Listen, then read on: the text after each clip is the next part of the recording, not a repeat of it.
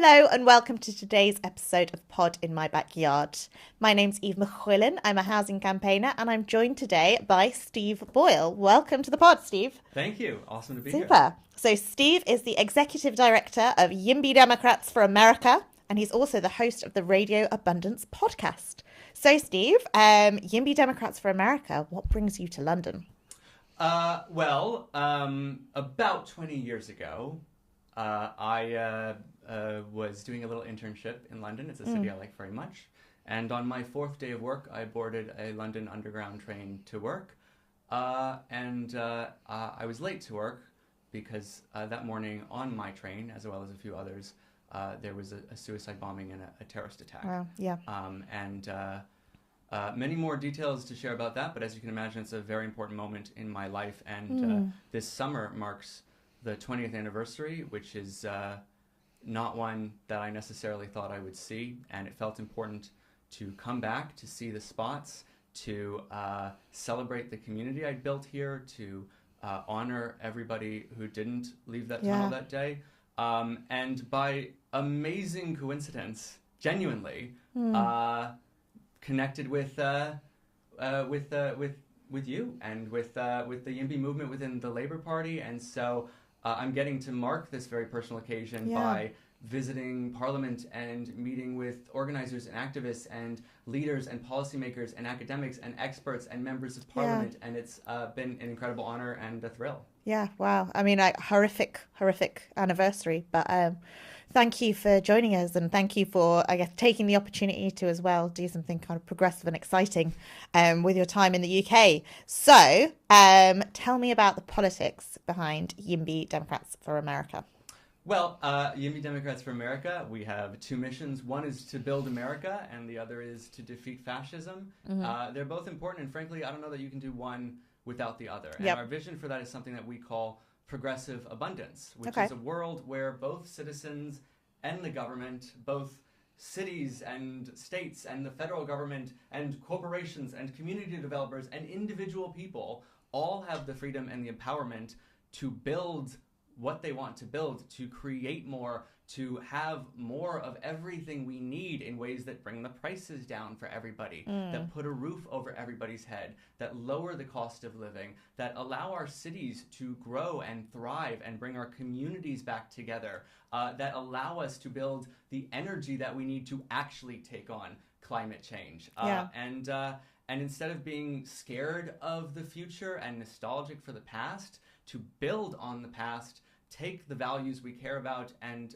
build the greatest era that our nations or the world has ever seen. Okay, cool. I mean, that sounds great. That sounds great. Totally but it does also sound like, I guess, a nice things movement. And we all like nice things. Every political party, every political perspective, most of them anyway, tries to talk about, at least for some people, nice things.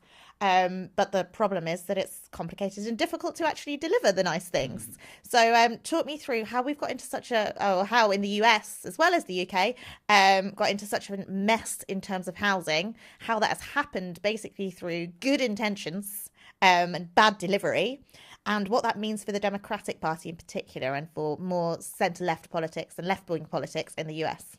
It is a nice thing movement. Yep. And it is the idea that we can have nice things and more nice things.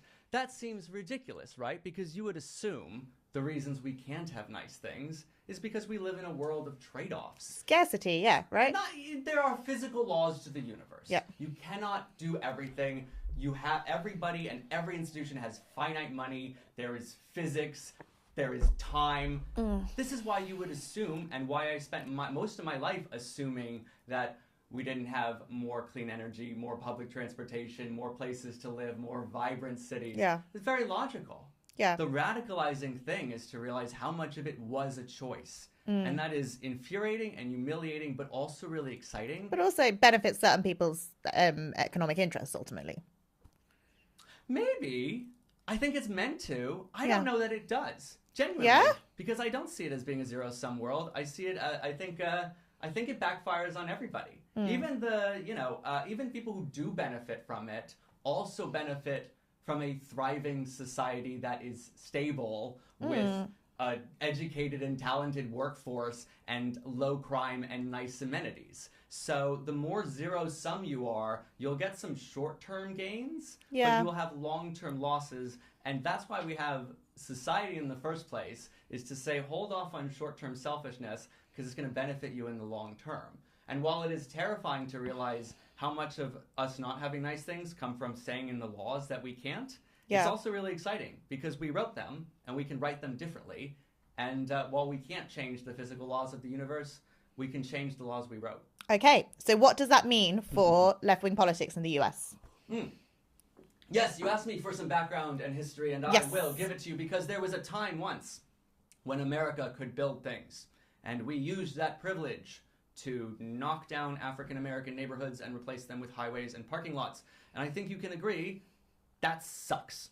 Yep. So we, especially liberals and Democrats, said, let's not do that. Yep. That's the worst thing I can imagine. So how do we stop ourselves from doing that? Well, let's make sure whether you're a corporation or the government, especially the government, if you want to build something, let's make sure we have to go through a rigorous process to vet that you are not going to screw people over. Yeah. Let's make sure the community has a say in that.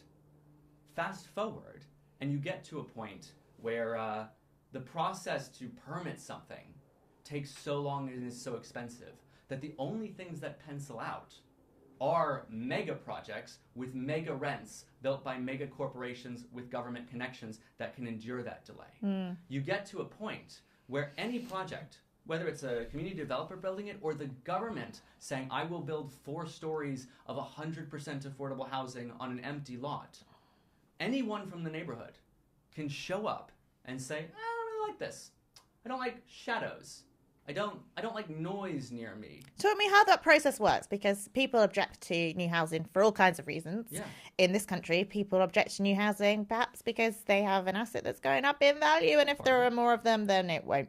But they have various reasons, bat welfare being key among them. Yeah. But there is, a process that maybe it's slow, maybe it's inefficient, but there is a process for how you get housing through. Is it really that simple that somebody turns up, says, I don't like that, and then the whole project stops? Let me give you a complementary story, which is climate and the environment, right? We also didn't want this sort of endless construction and oil refineries and pollution to devastate our environment. So we made it so hard to build sources of energy that suddenly it's very hard in places like California to build solar energy or nuclear energy or wind energy, clean energy, green energy that will protect us from climate change. And you have... And California's recently made a ginormous reform here, but you have a world in which, if somebody says, I think there's a threat to the environment, that can stall a project and trigger you needing to create, enormous environmental damage reports that, again, even if it's not necessarily you saying, I veto you from building this, it is saying I can make you have to fill out a giant years-long report. Strategic use of the system. Runs out the clock and runs out the budget so it never happens. And to give you an example of how ridiculous this is, I'll give you 2. One is laws against pollution don't even well-define pollution. So noise pollution and people pollution are included, which is to say somebody can say, students near me, student housing, students throw parties, students might make noise. I don't want noise. Those people, that's pollution, and that counts. And, I, as a Democrat, I'm infuriated when Republicans deny that climate change is real. It's a planetary emergency. How dare they? Yeah. So why is Texas, led by people who do not believe in climate change, kicking California's butt in building clean energy?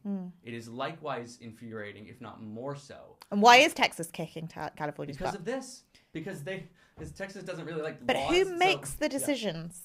Because, the people turn up, they object to something, but who is making the decisions and why are they so keen to appease the objectors?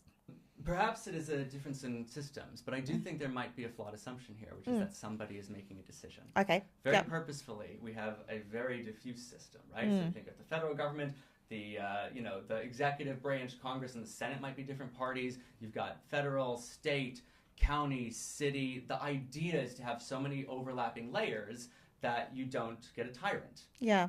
we can debate if that's working. But you get the crux of the question is what you're asking, which is who makes decisions and how do we make decisions? Yeah. And part of this is that it is so diffuse. Part of this is that there is nobody who can say yes, but a million people who can say no. And a lot of it is not one person being an arbiter. And when that is the case, and sometimes it is people with their own sort of biases in politics and misguided assumptions. Yeah. But a lot of times it is following laws that were made decades ago for good reasons and whose unintended consequences and byproducts haven't been remedied. And again, that's how you get to a point where you're asking why, Texas is building more clean energy in California. Yeah. It's because to date, and this might change for political reasons, but to date, generally Texas's bias is to say, I don't know, do what you want. Occasionally they say, they try to own the libs and kind of arbitrarily punish things that sound liberal. Yeah. But in general, the idea is, I don't know, just go do it. Have fun, freedom. Whereas California wants to say, let's make sure we don't do bad stuff. Yeah. Which turns into making sure you don't do good stuff. And both in the law and in the concern of a lot of people, you get this world where, I said, how dare you people on the right deny that climate change exists, but also how dare you people on the left know that it's a planetary emergency and put up so many blockers to solving it, both in terms of building clean energy, but even in terms of just sending people from dense city centers to sprawl out to 2-hour car commutes and paving over the environment. These are the environmental threats, and they come from blocking the construction of green energy and apartments in cities where people want to live. Okay, so an element of the desire for something perfect blocking what could be good. Yeah, I think a fear of hurting people turning into hurting people, which is sort of the crux of the issue, right? Which accepting a status quo. If you don't do anything, you accept a status quo. Yeah, and except it's the status quo is never stagnant; it's always worsening. Yep. And San Francisco, great example of this, right? I come from very progressive circles in San Francisco, artist circles, very diverse circles. Many of my friends, if not most, are from vulnerable and marginalized communities. And so the fear is that new construction will bring gentrification and displacement. It's not crazy, but no construction brings scarcity, which turns everything into a bidding war. And so what you get, and fiery about this, right? You get a world where you do gentrification and displacement by hollowing out these places from the inside. You have a neighborhood and you say, we want to make sure that no one can stop Latinos from living in this neighborhood, then you don't build housing, and suddenly Latinos can barely live in your city. People get priced out, as you see happening in London all across the city. Yeah, you say, San Francisco wants to be a safe haven for people from, queer, gay, trans backgrounds, and turns into a world where it's lovely that we're so welcoming culturally, but a kid growing up persecuted some other place cannot even think about moving to San Francisco. They cannot afford it.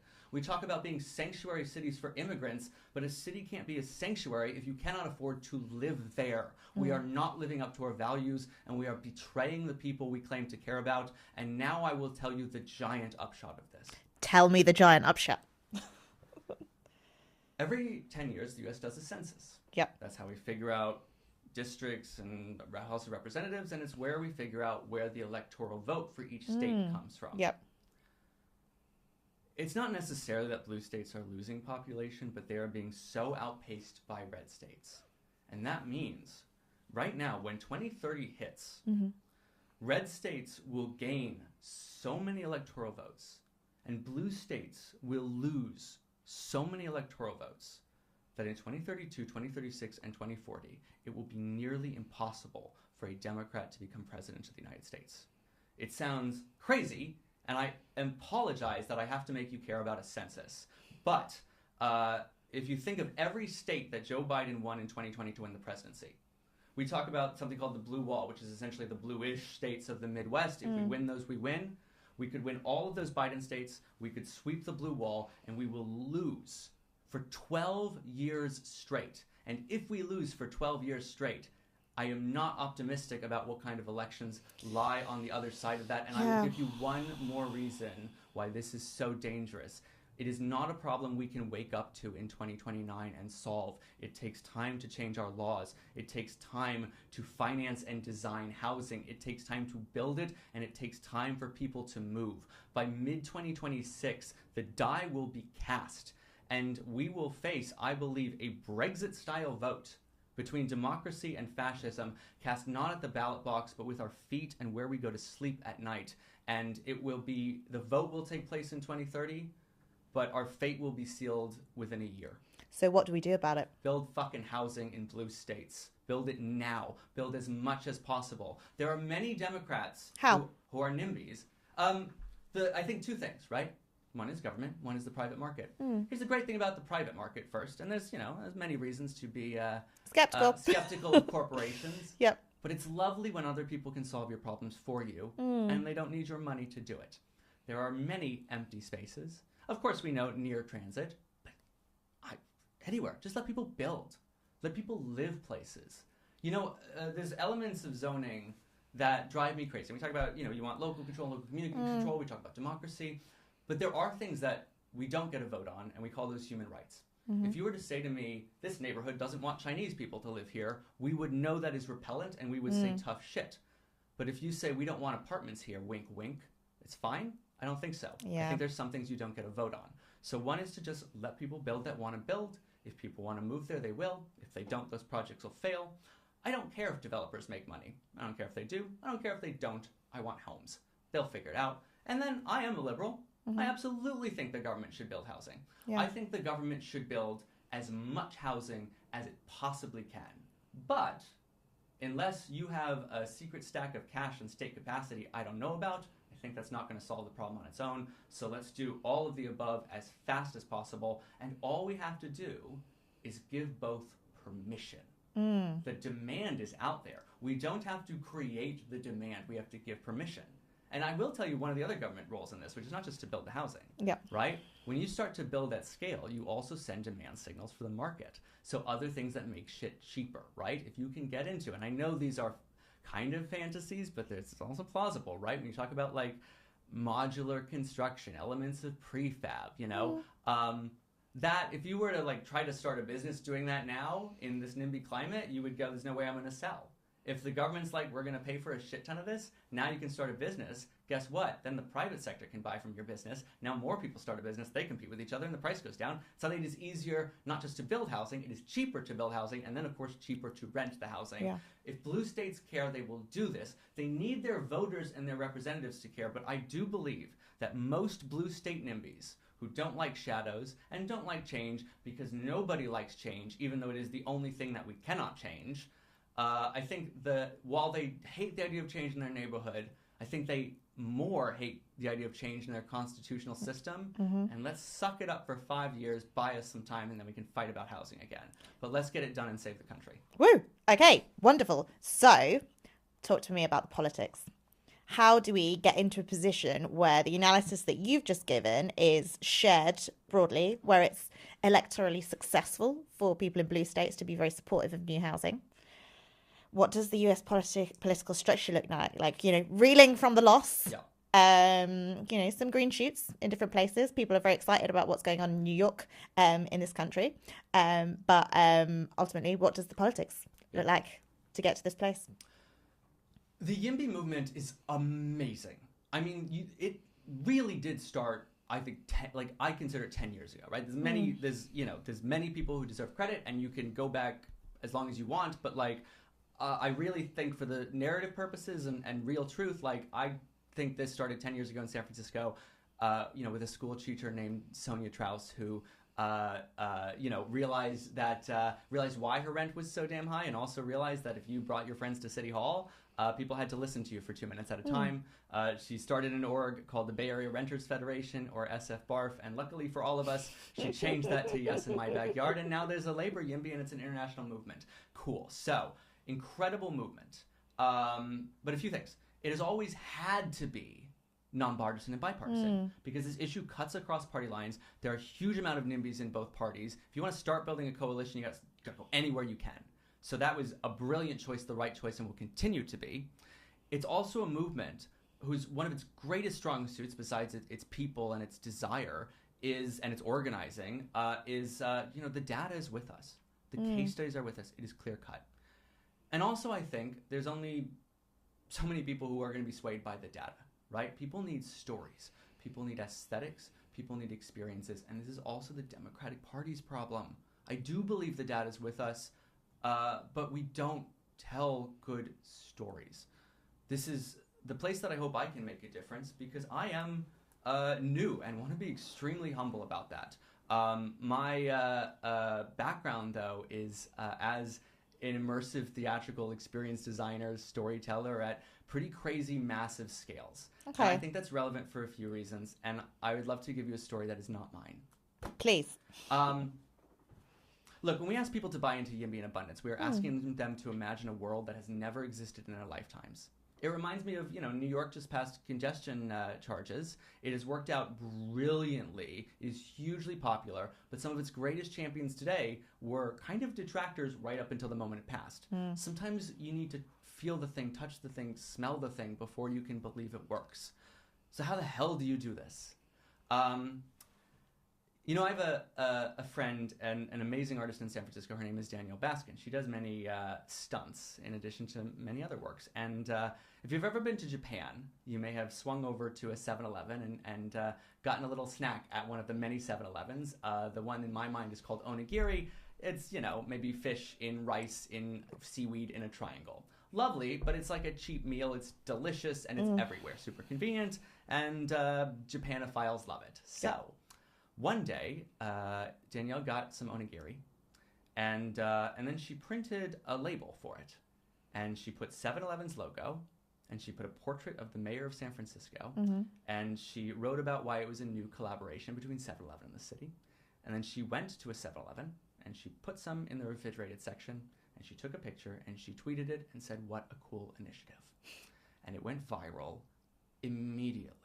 And people who knew what this was said, "Oh my God, San Francisco, turning a corner, doom loop over, this is brilliant." People who had never heard of this concept before said, "Oh my God, what a cool idea." People started to flock to 7-Eleven to buy these. And of course, until you get to the counter and they don't know how to ring it up, there's no difference between Danielle doing a stunt and 7-Eleven doing this for real. The press started to write about it. People went crazy. And of course, when they reach out to 7-Eleven in San Francisco for comment, both say, "What the hell are you talking about?" But by the time it was revealed that this was a stunt, demand had been proven. It had been proven that this was a good idea that people liked, because if something can be real for a minute, then by definition it is no longer impossible. If you are asking someone to conceptualize something, if you're asking someone to conceptualize something new that they've never experienced, let them experience it. Let them see it. Let them visualize it. Let them touch it. Having done that for a couple hours, 7-Eleven is now piloting these in Los Angeles. There are articles across newspapers like the Wall Street Journal about how they are now bringing in more ideas from the Japanese market and international markets. The rest is just follow through. The concept's been proven because it was demoed in a way that was experiential, aesthetic, and felt real for a moment. And I think we can do this too. People need to understand what YIMBYism and abundance looks like. Look, I don't know if you have it here, but in the US, there's a style of architecture, which if I say gentrification architecture, there's a lot of people who know what that means. A lot of NIMBYs who will know what that means. It is a 5/1, 6-story building with like weird changes in heights and geometry and color, and it basically looks ugly and fits nowhere, and 0 people like it, and it is in the law. It is not an architectural choice. The law says every so many feet you have to change the height and the color and the texture, and you have to be this far from the street. These are choices we've made. And so, but when people try to picture what will YIMBYism look like, they picture those fucking ugly buildings. And they picture gleaming, stale corporate towers they'll never live in. You have to inspire people with a vision of, I think, like real beauty and cheap rents. Beauty and cheap rents and other people you will like and have fun with that fit your vibe. Let people taste it. Let people experience it for a moment. Let people picture it. Tell a better story. We are trying to bring in the aesthetics of the FDR era because, look, Democrats are not great at diving into our history and telling our myths and our patriotism, right? The fear is that all of it's problematic. But all history is problematic. Acknowledge it and talk about the cool stuff too. You can do both. You are smart. You are an adult. Hold both ideas in your head at one time. I like the FDR era because it captures all the different aspects of this to me and what progressive abundance means and what it means to be a diehard liberal and a YIMBY, which is that private citizens and companies can do stuff like build the Empire State Building. Height of the Great Depression. 20 years ago, California passed the funding for high-speed rail. The project does not exist, and the price tag is impossible.